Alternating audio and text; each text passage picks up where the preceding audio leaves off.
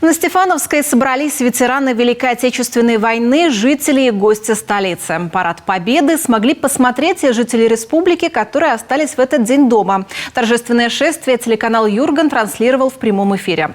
Прошли расчеты бойцов Росгвардии, подразделений силовых ведомств, участники военно-патриотических объединений.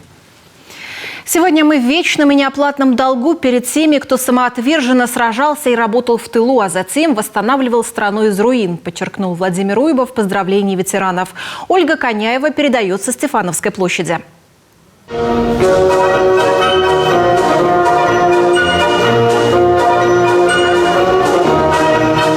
Открыли парад Победы главные герои праздника. С каждым днем их все меньше. Тех, кто ковал победу на передовой и в тылу. Кто выстоял в те страшные годы. Но сегодня они в строю. Помнят тот светлый весенний день 45-го, когда страна получила радостную весть. Долгожданная победа.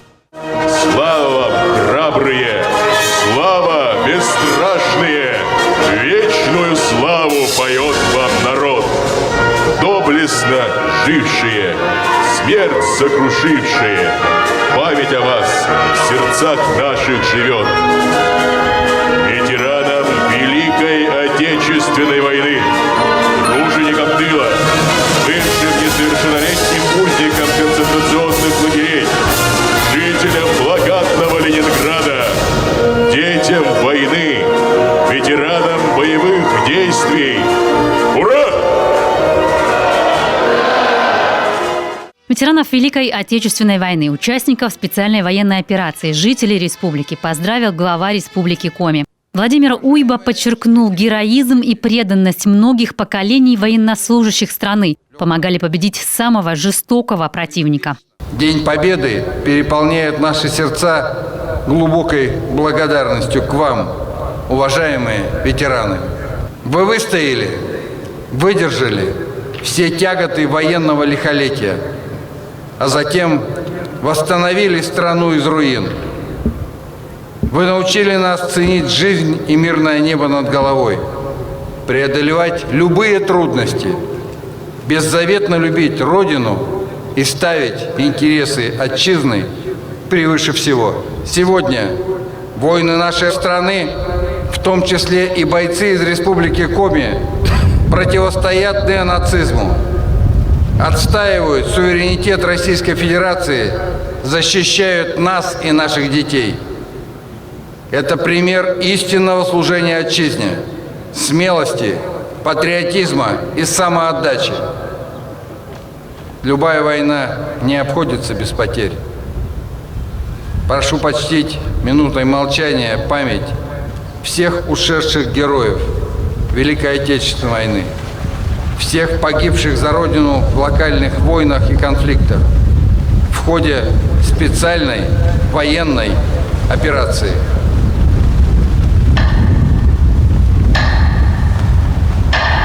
Выходцы из республики Коми воевали на всех фронтах Великой Отечественной. На полях сражений сложили голову 53 тысячи наших фронтовиков.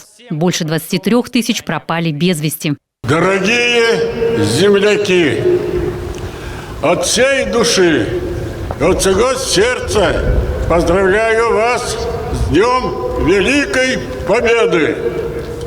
78 лет назад мы доказали миру, что мы сильный народ, и мы все можем пережить. Но мы не можем допустить расползания фашизма, не имеем права дать волю нацистам истреблять живое на земле. Но мы знаем, что какими бы суровыми не были обстоятельства борьбы с противником, победа будет за нами. Так было, так есть и так будет. Ура!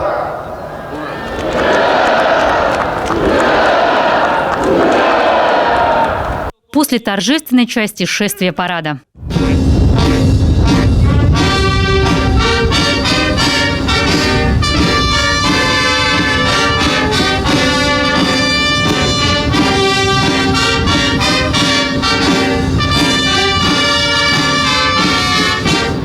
Возглавляет парад знаменная группа. Им выпала честь нести в День Победы государственный флаг Российской Федерации, копию Знамени Победы и знамени 28-й Невельской краснознаменной стрелковой дивизии.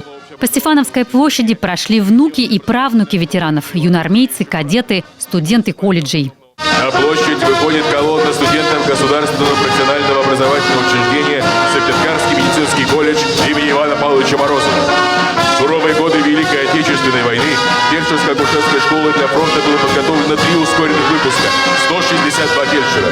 В их числе был выдающийся политический деятель Республики Коми Иван Павлович Морозов, чье славное имя носит колледж сегодня. Торжественным маршем по площади прошагали парадные колонны военнослужащих Национальной гвардии, сотрудников МЧС, УФСИН, судебных приставов. Многие из них награждены за героизм и мужество при исполнении служебных обязанностей. После парад техники БТР-80 для транспортировки личного состава, огневой силы, для разведки и патрулирования, учебная военная техника ДСААФ и МЧС, легендарная «Катюша». Легендарная система залпового огня на базе автомобиля «Урал-ЗИС».